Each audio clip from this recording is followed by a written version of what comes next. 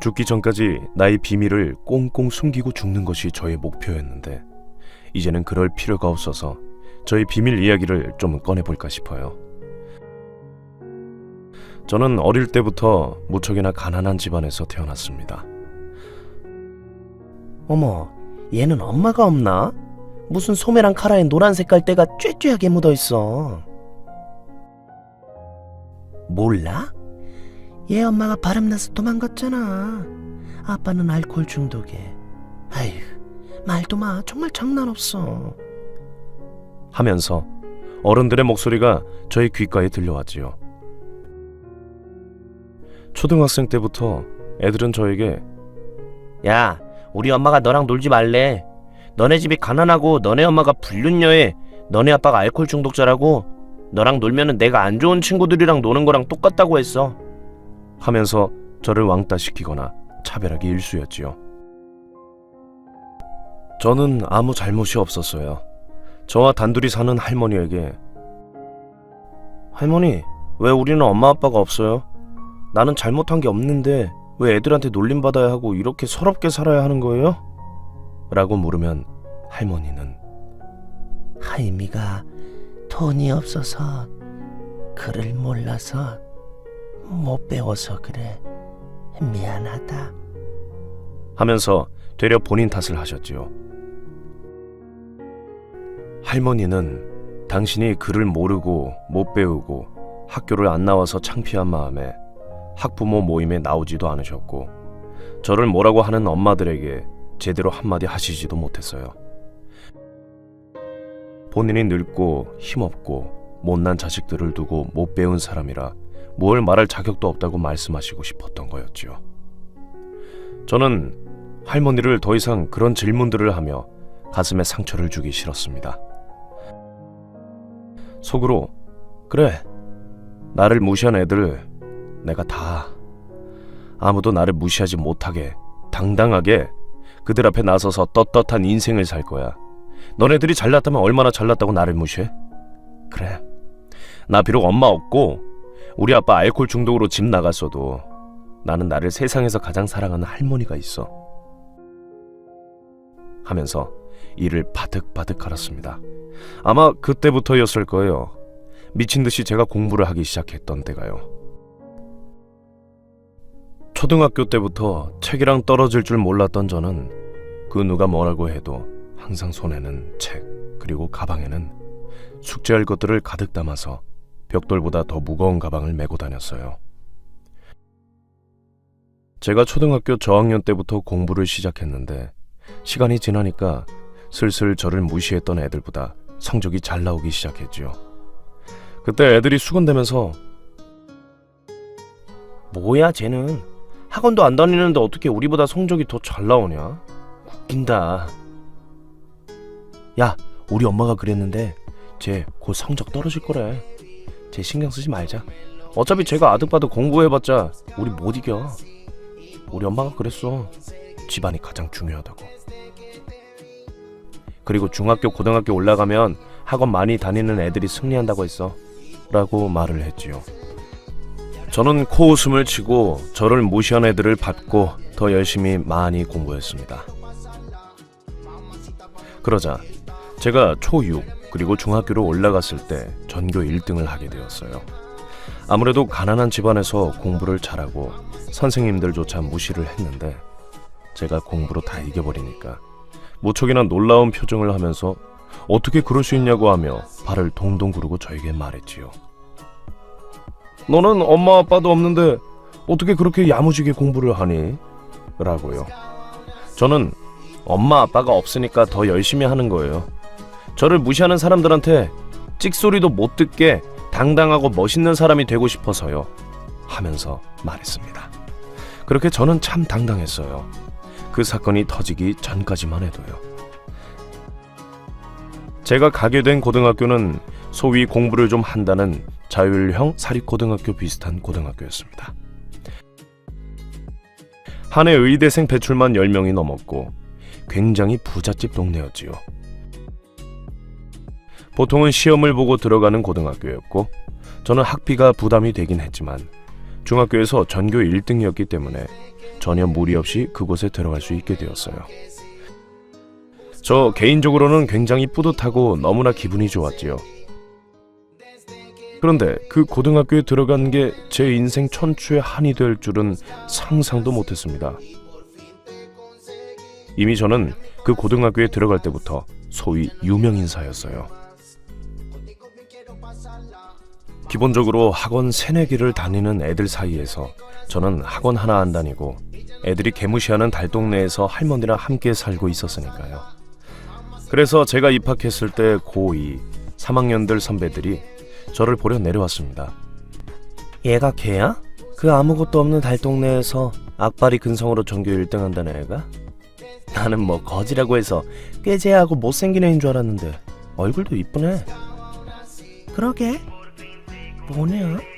하는 소리가 들렸지요. 상당히 거슬렸지만 이 또한 나의 운명이다 생각하고 저는 그런 말을 신경 쓰지 않았어요. 오히려 속으로 니네들이 나에 대해서 뭐라고 하든 말든 상관없이 나는 나의 길을 가기 위해서 정말로 최선을 다할 거야 라고 생각한 뒤 더더욱 열심히 매진하고 정진했습니다. 그런데 정말 고등학교 점수는 쉽사리 오르지 않더라고요. 전교 1등으로 입학한 저는 중간고사 때 전교 20등이 되었고 제가 꿈꾸던 의대에 진학하지 못하게 될 수도 있다는 불안감이 엄습하기 시작했습니다. 저는 덜덜 떨리는 손으로 담임쌤에게 쌤이 저번에 멘토멘티 프로그램이 있다고 하셨죠? 고3 언니 오빠랑 연결해서 내신이랑 수능 점수 챙기는 거요. 저 그거 신청할게요. 너는 웬일이니? 하라고 할 때는 안 하더니 성적이 떨어지니까 이제는 좀 눈에 들어와? 그렇게 하라고 할 때 하지. 이미 자리 다 차고 없어. 라고 말을 한 뒤 저를 매정하게 쫓아내신 겁니다. 얼마나 아쉬웠는지 몰랐어요. 그런데 그날 저녁 오후 종례가 끝나고 갑자기 담임이 진현이는 잠깐 남도록 해라 라고 하시는 겁니다. 저는 영문도 모른 채 네? 갑자기요? 하면서 종례 끝난 뒤 담임쌤에게 다가갔어요. 그때 담임쌤이 너 고3의 전교 1등 오빠 알지? 그 오빠가 너 이야기 듣고 시간 없는데 너 멘티하고 싶다고 연락 왔어 라고 하는 겁니다. 저는 놀랐어요. 그 오빠는 저희 학교에서 모르는 사람이 없을 정도로 굉장히 잘나고 사람들이 엄청나게 좋아하는 오빠였거든요. 선생님들조차도 그 오빠한테 잘 보이려고 엄청 아부를 떨 정도였습니다. 그 오빠 할아버지가 저희 학교 이사장이었고 그 오빠네 부모님은 유명한 대학병원 의대 교수였고 그 오빠의 형은 저희 학교에서 전설로 남은 서울에 있는 최고대학 의대를 수석으로 붙은 사람이었거든요. 그런 사람이 우리 학교 의대 유망주인 오빠가 나를 가르쳐준다고? 저는 거절할 이유가 하등 없었지요. 선생님 말이 끝나기 무섭게 저는 저 할래요. 무조건 할래요. 하면서 제안을 수락했습니다.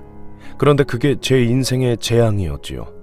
그 오빠는 너가 새이구나. 말 많이 들었어. 힘든 가정에서 자라서 열심히 살고 전교 1등까지 했다고. 너같이 열심히 사는 애는 내가 보지 못했다 진짜. 너 너무 멋져. 오빠가 열심히 도와줄게. 나의 손길이 닿는 한 너가 최고의 성적 올릴 수 있도록 만들어줄 거야. 하면서 그 오빠는 처음에 저를 자기가 공부하는 독서실에 같이 데리고 갔어요.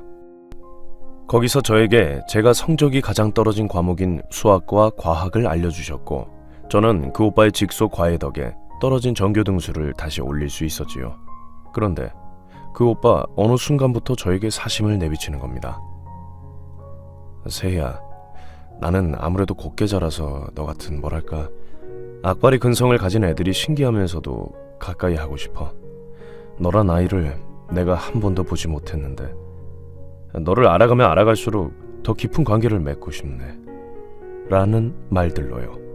당연히 저는 잘나고 집안도 좋고 잘생긴 오빠가 아무것도 보잘것없는 나를 좋아한다고 말을 해주는데 너무나도 즐겁고 가슴이 콩닥콩닥 뛰었어요. 정말 이 오빠가 나를 순수하게 좋아하는 걸까? 뭔가 다른 의도가 있는 건 아닐까 하면서 안절부절 못했습니다. 그런데도 그런 불안한 마음보다는 뭐랄까요, 사랑하고 애정하는 마음이 더 컸기 때문에 저는 어느 순간 그 오빠랑 교제를 하기 시작했지요. 아무래도 가까워지고 더 함께 있고 싶은 마음에 저는 그 오빠와 과외를 독서실이 아닌 그 오빠의 집에서 하기 시작했고 거기서 사단이 일어난 거였어요. 그 오빠와 제가 잠자리를 하게 된 겁니다. 저는 두려웠지만 오빠만 믿고 그렇게 사랑의 끝을 보았는데 저는 그게 재앙의 시작일 줄 몰랐습니다. 사랑의 끝과 재앙의 시작이 함께 시작된 순간 저는 직감적으로 느낄 수 있었지요. 내 인생은 뭔가 달라지겠구나라고요. 아니나 다를까 그 오빠가 학교에 가자마자 저와 잠자리를 했다는 소문을 쫙 낸 겁니다. 고3 언니들이 저희 반에 내려와서 야, 니 미쳤냐? 아니, 와, 공부만 하는 애인 줄 알았는데 뒤에서 그런 짓거리를 하더니 완전히 반란까지 내네. 이 더러워.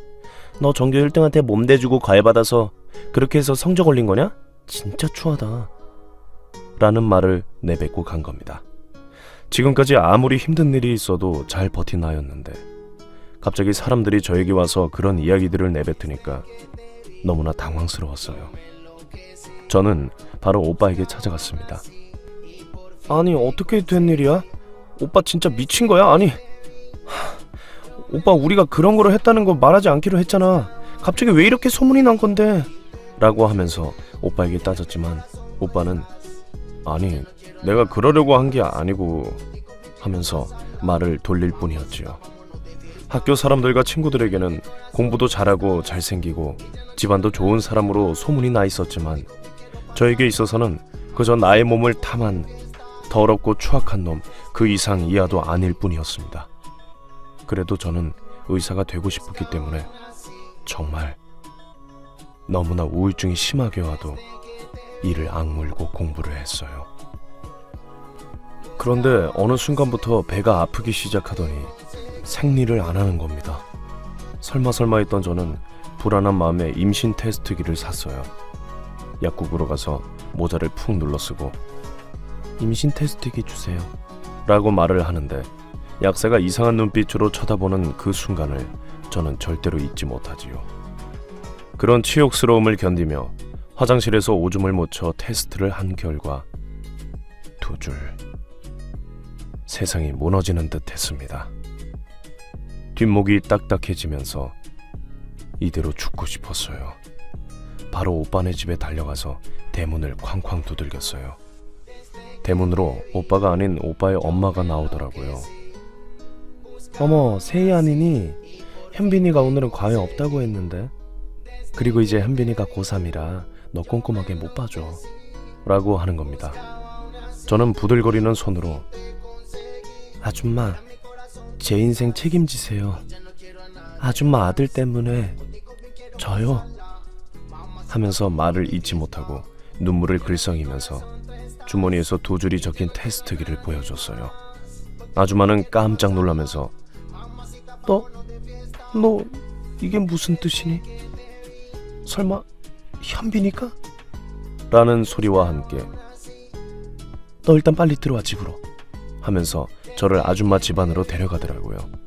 저는 신발도 거의 반강제로 벗으며 집에 들어가게 되었고 그 집에서 오빠와 오빠의 엄마 아빠 그리고 집안 식구들과 다대일로 이야기를 나누게 되었습니다. 제 임신 소식을 들은 현빈 오빠는 야, 너 다른 남자랑 몸 굴린 다음에 이런 거 아니야? 라는 막말을 시전했고 현빈이네 엄마 아빠는 아무리 그래도 그렇지 고3인 우리 현빈이가 아이를 감당할 수는 없단다. 현빈이 얘는 의사가 되어서 우리 집안 대학병원 가문을 이어받아야 해. 현빈이 형도 그런 절차를 밟으려고 귀를 쓰고 지금 의사 국시를 준비하고 있는 거고 너에게는 상처가 될지 모르겠지만 아직 초기이기도 하니 지우도록 해라 하면서 봉투에서 돈 몇십을 넣어 저에게 건네는 겁니다. 저요, 얼마나 상처였는지 몰랐어요. 저는 펑펑 울면서 아니 어떻게 이렇게 쉽게 그럴 수 있냐고. 나는 현빈이 오빠 때문에 학교에서 친구도 없고 전교 왕따에 나를 평생 사랑해 주겠다면서 나의 몸을 가진 현빈이 오빠는 나를 배신하고 아이까지 생겼는데 어떻게 이렇게 모른 척을 할 수 있냐고 하면서 거의 경기를 일으키며 소리쳤습니다. 저의 모습을 본 그 집 식구들은 저를 괴물 보듯이 바라보았고 저는 부들거리면서 그 그 집안에 딱 붙어 있었어요. 오빠 삼촌이 저를 질질 끌고 나왔고 저는 울며 겨자 먹기로 집에 가게 되었습니다. 그날 이후로 제 인생은 망했어요. 학교에 가자마자 할아버지가 학교 이사장인 현빈 오빠 가족들은 저희 담임쌤에게 저에 대해서 안 좋은 말을 해놓았고, 현빈 오빠는 친구들에게 술을 쳐서 제가 돈이 없어서 원조 교제를 하다가 아이를 가졌다는 소문을 퍼뜨려 놓았지요. 화장실에 간 순간 학교 일진들이 화장실 칸막이 안에서 볼일을 보는 제 머리 위에 대걸레를 빤 행주물을 머리 위에 뿌리며 걸레년? 너 애 가졌다며? 어떻게 그런 뻔뻔한 얼굴로 학교를 오고 우리 현빈 오빠 얼굴에 먹칠하냐? 라고 말을 했고, 담임쌤조차 내가 너를 믿어서 현빈이를 너랑 멘토멘티 수업으로 연결해줬는데 이렇게 배신을 때릴 줄은 몰랐다 하면서 저를 바퀴벌레 보는 듯한 눈으로 쳐다보았어요. 순식간에 전교, 정말 학교쌤들까지 동원해서 저는 전교생 왕따가 되었고, 도저히 버틸 수 없었던 저는 전교 1등에서 100등까지 추락하며 우울증과 공황장애가 와버렸습니다. 배는 점점 부르고 더 이상 학교를 다닐 수 없었던 저는 할머니 몰래 학교를 자퇴하고 미혼모 시설에 들어갔어요. 할머니에게는 제가 고등학교에 있는 기숙사에 들어갔다고 거짓말을 쳤지요. 배가 불러오고 저는 아이를 낳게 되었습니다. 그런데 임신을 한 사실을 도저히 할머니에게 말하지 못했어요. 그래서 전 편지를 한 장 붙이기로 했지요. 할머니 미안해요. 못난 손녀요. 조금 멀리 떠나게 되었어요. 전 대학보다는 일을 해야 할 것 같아요. 조금 먼 해외에 손녀가 가 있다고 생각해주고 더 자세한 거는 묻지 말아주세요. 라고요. 들려오는 소문에 할머니는 저를 찾으려고 글을 읽지도 못하는데 동네에 저를 수소문하셨대요. 그런데 동네 사람들은 그 집 손녀가 사고쳐서 아이를 가졌다가 사라졌다고 말한 거고, 충격받은 할머니는 그 이후로 쓰러지셨어요. 소식을 들은 저는 할머니! 하면서 병원에 갔지만 이미 할머니는 의식을 잃은 상태였고, 저는 결국 김현빈 그 개놈 자식 때문에 할머니까지 세상에서 떠나게 만들었어야 했지요. 속으로 내가 반드시 성공해서 김현빈 너 수십 년이 걸려도 비록 돌아가야 해도 반드시 복수할 거야. 절대로 내가 너 용서하지 않을 거야. 하면서 이를 바드득 갈았습니다. 하지만 저의 복수하고자 하는 열망과는 달리 인생은 너무나 냉철했어요. 저는 가진 것 하나 없는 미혼모였고 제 인생을 산산조각 내 그놈 자식은 부잣집 아들이었지요. 결국 그놈은 최고 대학 의대에 들어가 의사가 되었고 저는 아무것도 없는 초라한 인생을 살게 되었습니다. 김밥집, 식당 등등을 전전하며 일을 하고 아이 모유를 먹이고, 기저귀 사는 나날들이 반복되던 어느 날 갑자기 국밥집 사장님이 제게 그러더라고요. 아무리 세상에 답답한 일이 많아도 현실을 수긍하고 그 안에서 너가 할 수 있는 최선의 것들을 해야 해. 아이가 어느 정도 컸으니 이제는 공부를 시작해서 너의 미래도 꾸려나가렴. 내가 돈은 대줄 테니 라고 말씀하신 겁니다. 저는 그 기회를 놓칠 수 없었어요. 의사의 꿈, 반드시 성공해서 그놈 자식의 코를 납작하게 해주리라고 생각했던 저는 아이를 키우면서 대학을 다닐 수 있는 방통대에 입학하게 되었습니다. 그곳에서 4년 과정을 2년 반 만에 마치게 되었어요. 그리고 전 말했죠. 저요, 의대 갈 겁니다. 라고요. 그러자 같이 일하던 식당 아주머니들은 아이고, 학생 꿈도 참 크다. 그래도 이룰 수 있는 꿈을 꿔야지 않겠어? 라고 했어요. 그런데 저는 굴복하지 않았어요. 저요, 의대 가요. 저 충분히 갈 수 있어요. 라고 말하면서요. 그때부터 의대 학사 편입, 일반 편입을 동시에 준비하게 되었고, 손가락 마디마디가 퉁퉁하게 불어 터질 때까지 하루에 4-5시간 자면서 편입을 준비했어요. 첫 편입 준비 올 낙방, 재수 낙방, 삼수 끝에 인천에 있는 한 의대에 입학하게 되었지요. 세상을 다 가진 듯한 기분이 들었어요. 그때 제 딸내미 나이가 10살이었습니다. 딱 10살이었어요. 딸내미는 저에게 엄마, 나 엄마가 꿈을 이루어서 너무 좋아. 나 엄마처럼 멋진 사람이 될 거야 라고 했어요. 저는 감동받았어요. 우리 딸에게 아빠에 대해서 이야기를 자세히 한 적은 없지만 꿈결에서 잠꼬대를 한 저의 이야기를 듣고 저희 딸은 현빈이 그 개놈 자식이 저에게 한 짓을 다 알고서는 언젠가 자기가 엄마를 대신해서 아빠에게 복수를 해주겠다고 했지요. 하여튼 그렇게 해서 저희 모녀는 서로에게 의지하면서 똘똘 뭉쳤습니다.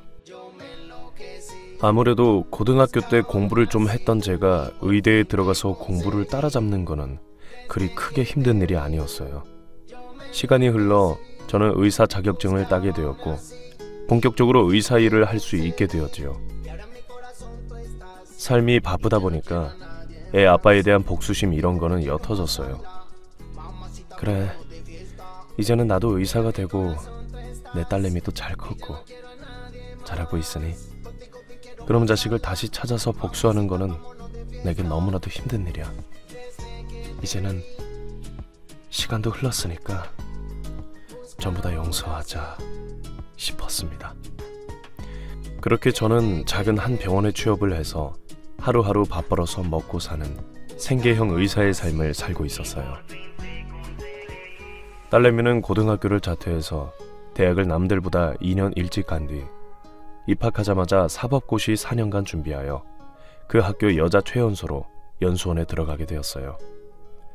딸내미는 나 힘 있는 여자가 되어서 엄마처럼 미혼모들이나 힘들게 사는 사람들 법적으로 보호해주고 싶어. 정확히는 모르겠지만 그냥 우리 사회에서 소외된 사람들을 돕고 싶어 라고 하더라고요. 우리 딸이 언제 이렇게 컸나 싶었습니다. 딸은 연수원에 들어가서 우수한 성적으로 검사로 임용되었고 2년간 일을 하다가 개인 변호사로 일하게 되었어요. 그렇게 저희 모녀 둘 다 평안한 삶을 지속할 때쯤 제가 일하는 병원에 한 환자가 찾아온 겁니다. 의사 선생님, 저 좀 살려주십시오. 한 미친 의사 때문에 제 얼굴이랑 신경이 다 마비가 되었수다. 이거 아무리 다른 의사한테 가도 소송이 두렵다고 진단서를 안 써주려고 해요. 나요 미치겠어요 하면서요. 자세히 보니 환자의 코와 피부의 수술이 완전히 잘못되었고 심지어 코 안쪽 피부는 괴사가 되어서 당장 수술이 급한 상태였어요. 아니, 어떤 놈이 이딴 수술을 한 거죠? 왜 이렇게 개판으로 한 거죠? 의사라면 절대로 이런 수술을 진행할 수가 없었을 텐데. 사이코가 아니고서야. 왜 다른 의사들은 그동안 진단서를 안 떼준 거죠? 라고 말을 하니 그 환자는 그 의사놈 집안이 대학 병원을 장악하고 있고 다른 의사들도 그 대학 병원이랑 연결이 되어 있어서 진단서는 못 떼줬다고 하더랍니다. 나 미칠 노릇이지요. 그 사이코 의사는 아직도 떳떳하게 병원 운영하고 있고 다른 사람들한테 성격 좋고 잘생기고 능글맞은 사람으로 아주 잘 나가고 있다니요. 미쳐요, 정말로요 하면서 부들거리더라고요. 저는 걱정하지 마시고 제가 진단서 떼드릴게요 라고 말을 한 뒤 그 환자에 대한 수술 문제점 등등을 써준 진단서를 떼줬어요. 그런데 제가 그 환자 진단서를 써준 이후로 소문이 난 것인지 정말 십수명의 환자, 그것도 같은 병원에서 같은 의사에게 수술을 받고서 일상생활을 할 수 없을 정도로 심각한 장애와 후유증을 앓고 있는 환자들이 저를 찾아온 겁니다. 저는 정말로 너무나도 놀랐어요. 아니, 그 의사 도대체 정확한 성함이 뭐요? 나 이거 참을 수가 없네. 어떤 놈의 의사가 환자 코를 없애고 눈을 뜨지도 못하게 하고 코 안에 염증으로 숨도 못 쉬어. 구강호흡으로 사람을 힘들게 한 거요. 하면서 십수명의 환자를 장난감 취급한 그 의사에 대해서 파헤치기 시작한 순간 저는 20여 년 전 제가 겪었던 공포가 떠오르기 시작했습니다. 제가 알아본 그 의사놈은 20여 년 전 자기의 욕망과 욕정풀이를 위해서 제 몸을 수단 취급하고 저를 고등학교에서 자퇴하게 만든 저와 제 딸을 버린 그놈 자식, 그 개놈 자식 현빈 오빠였던 거였습니다. 성모 마리아 병원 대표 원장의 이름으로 그놈 자식 이름이 써있고 사이트에 들어가서 그놈 얼굴을 본 순간 저는 온몸이 마비가 되는 듯한 기분이 느껴졌어요. 아는 의사 동문회에서 그놈 자식을 아는 놈을 수소문해서 물어본 결과 현빈 그놈 다 가진 놈 말하는 거냐? 걔 지금 지네 형이랑 지네 아빠 대학병원 대표의사 선임 문제로 난리잖아. 형제는 아니라고 해서 지금 우리 의국에서 되게 유명한데. 걔가 얼굴도 집안도 다 좋은데 이상하게 걔랑 사귄 여자애들은 다 쥐도 새도 모르게 잠적하거나 아예 학교 휴학하거나 편입해서 우리 눈앞에서 안 보이더라고. 참 이상해. 그런데 그런 놈을 갑자기 왜 나한테 물어보냐? 아, 역시 그놈. 그 개놈은 본성 어디 버리지 못하고 꽁꽁 숨겨서 나한테 했던 짓 똑같이 하는구나. 야, 너 내가 미혼모인 거 알지? 내 딸아빠가 그놈 자식이야. 그놈 때문에 내가 10년 동안 떠돌이 생활했고 그놈 때문에 우리 할머니가 죽었어. 내가 그놈한테 복수하려고 의사가 되었는데 의사가 되고 나서 생활이 안정되어 그놈에 대한 분노가 사그라들었는데 며칠 전에 우리 병원에 걔한테 당한 환자 10수명이 찾아왔다. 그래서 복수하려고 그놈 자식에 대해서 뒤를 캐려고 너한테 전화한 거야. 라고 말하자 친구 의사 동료는 깜짝 놀랐지요. 뭐? 아니 걔가 그 정도로 쓰레기였다고? 헐. 걔 그럼 의료사고 낸 건데 지네 집안 백으로 환자들 소송 못하게 하고 갑질한 거야? 정말 미쳤구나. 와. 내가 도울 수 있는 거는 최대한 도와볼게. 와. 하면서 혀를 내둘렀어요. 저는 부글부글 끓어오르는 복수심이 도저히 멈출 줄 몰랐어요. 그리고 집에 가서 소주를 마시면서 화를 식히고 있는데 법원에 갔다 온 딸이 집에 들어오는 소리가 들리는 겁니다. 삐삐삐 비밀번호 눌리는 소리와 함께요. 딸은 엄마 왜 이렇게 술을 마셔? 무슨 안 좋은 일 있어? 라고 제게 물어보았고 저는 꾹꾹 참아왔던 서름을 토해내며 그제서야 잠꼬대가 아닌 진짜 저의 입으로 말하는 딸아이의 아빠에 대한 존재, 악행들을 말했어요. 그리고 지금 그놈 자식한테 당한 환자 10수명이 내게 찾아왔고 이번에는 정말 마지막 기회인 것 같다고 그놈에게 복수할 마지막 기회가 찾아왔다고 하면서 딸에게 말했어요. 딸은 엄마, 내가 변호사가 된 이유가 뭐라고 했지? 엄마를 지키려고, 나를 지키려고 된 거라고 했지. 나 이번 일에 개입하고 싶어. 엄마에게 찾아온 아빠 같지도 않는 사람에게 피해를 본 그 환자들 내게 보내줘. 의료소송하자. 나 의료 지식이 부족하니까 엄마가 나를 조력해주고 나 지금부터 수임하고 있었던 사건들 다 올스탑하고 로펌 사람들한테 넘기고 이번 사건에 전념할게. 아는 분, 나 검사 활동할 때 의료사고 전문으로 담당하셨던 분한테도 연락해서 총동원해서 복수할 거야. 아빠는 사람 내가 내 손으로 감옥에 집어넣을게. 라고 하면서 닭똥 같은 눈물을 뚝뚝 흘리는 겁니다. 그때 저희 모녀는 손잡고 다짐했어요. 억울하게 죽은 할머니 그리고 서러웠던 우리 모녀의 삶을 그놈 자식을 감옥에 보냄으로써 보상받자고요.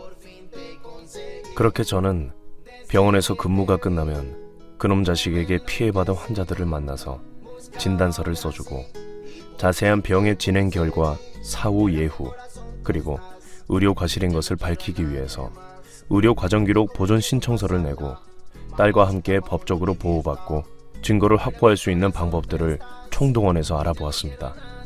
환자들은 그 누구도 어떤 의사도 어떤 변호사도 저희를 위해서 이렇게 적극적으로 나서준 적이 없습니다.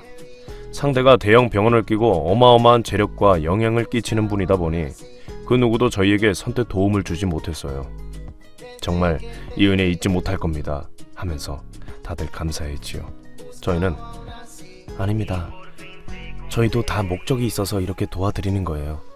어쩌면 저도 그놈한테 아주 크게 당한 피해자이니까요 하면서 씁쓸한 미소를 지은 채 그놈 자식의 뒤통수를 한 방에 치기 위해서 아주 치밀하게 고소장을 작성했습니다. 그쪽에서 저희가 고소를 준비한다는 것을 알았던 것인지 저희 쪽에 내용 증명서를 보냈더라고요. 저는 그 내용 증명서를 가지고 딸과 함께 그놈을 찾아갔습니다. 야, 현빈, 너 나 기억나냐? 라고 하자 그 남자는 너가 어떻게 여길 뭐야? 하면서 당황하더라고요. 저는 씩 웃으면서 너 때문에 내가 고등학교 반강제로 자퇴하고 우리 할머니 죽게 되고 너 때문에 내 젊음이 전부 엉망이 되어버렸어. 이 약물고 10년 동안 뼈를 깎은 심정으로 나 돈 벌고 애 키웠고 끝까지 아이 포기하지 않으면서 의대로 들어왔다. 그리고 너한테 복수하려고 바득바득 기회 노리고 있었는데 드디어 이런 날이 오게 되었네. 너 진짜 독하구나. 너가 순수하니까 그딴 일을 당한 거야. 야, 너랑 나랑 급이 맞는다고 생각하냐? 대대로 성공의사 집안과 달동네에 사는 전교 1등의 사랑이 현실적으로 가능하다고 생각해? 넌 순진해서 나에게 먹힌 거고 그래서 너가 이 꼴이 된 거야. 라고 하면서 저의 화딱지를 긁었어요. 그때 갑자기 딸이 제 손을 잡으며 아빠? 아니, 아빠라고 부르기도 수치스러운 당신 덕분에 내가 태어났고 나의 존재는 우리 엄마의 산물이야. 엄마의 분노와 복수는 곧 나의 것이고 그래서 내가 변호사가 되었어요. 아참, 나 그냥 시시한 변호사가 아니라 검사 출신 변호사고 내 주변에 의료소송 담당하는 검사, 변호사 엄청 많아서 그분들 도움을 좀 받으며 해보려고. 아는 검사님이 당신 아저씨 구속될 확률이 90%가 넘는다네? 어디 한번 전관 예우 가능한 판사 출신 변호사들 대거 고용해봐. 난 못 이길걸? 나는 사활을 인생을 걸었으니까. 라고 말을 한 뒤에 그놈 자식 앞에 침을 뱉고 나왔어요. 그날 저와 제 딸은 환자들과 함께 소장을 제출하게 되었고 일사천리로 조사가 진행되었습니다. 검사 출신 변호사인 제 딸의 입김 덕분에 형사들이 수사를 대충 할 수 없었고 아무리 부자 집안이라도 제 딸의 파워를 간과하기는 쉽지 않았지요.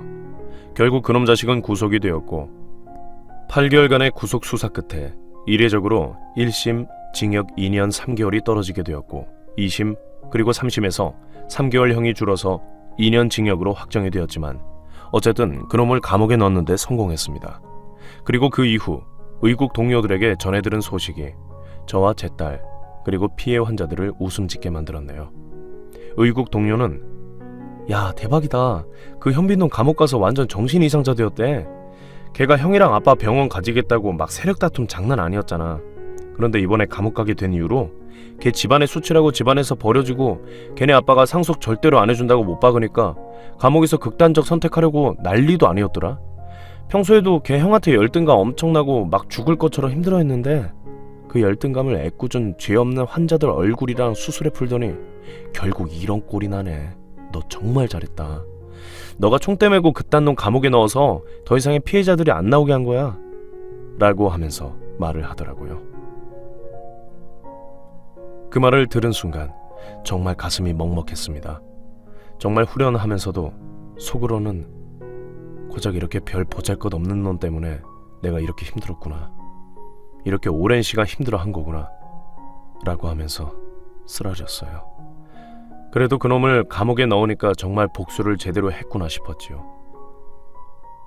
그렇게 그놈의 형이 확정이 된 날 저는 딸과 함께 할머니의 빈소에 가서 막걸리를 뿌리며 말했습니다. 할머니, 미안해요. 남자가 뭐라고 내가 할머니에게 솔직하지 못하고 할머니를 충격에만 빠뜨리고 이렇게 하늘나라에 보내게 됐을까요? 우리 딸 할머니 중손녀 이렇게 훌쩍 커서 지금 어엿하게 소송도 하고 멋진 변호사 되었어요. 저도 꿈에 그리던 의사가 되고 말았고요. 그래서 저 지금은 정말 행복해요. 할머니 하늘에서 우리 많이 응원해줘요. 이제 떳떳하게 할머니 빈소 올 수 있게 되었네요. 라고 말을 하면서 눈물을 훔쳤습니다. 그렇게 저는 그놈에게 복수를 한 뒤에 가슴에서 뭔가 꽉 막혀있던 돌멩이를 없앨 수 있었고 지금 드디어 행복한 삶을 살 수 있게 되었어요. 하루하루 평범하게 그리고 일상에 감사하면서 사는 게 얼마나 행복한 일인지 이제야 깨달을 수 있게 되었고 그냥 더없이 행복할 따름이에요. 힘겨운 나날들 덕분에 지금 사소한 것에 행복한 것을 느끼며 살 수 있지만 제가 걸어온 터널 같은 그 어두운 젊은 날들을 생각해보면 그렇게 마냥 기쁘지도 않는 것 같습니다. 여러분들, 그리고 특히 10대 여러분들, 남자도 좋지만 사랑도 좋지만 언제나 1순위는 자기 자신입니다. 항상 그걸 아셨으면 좋겠어요.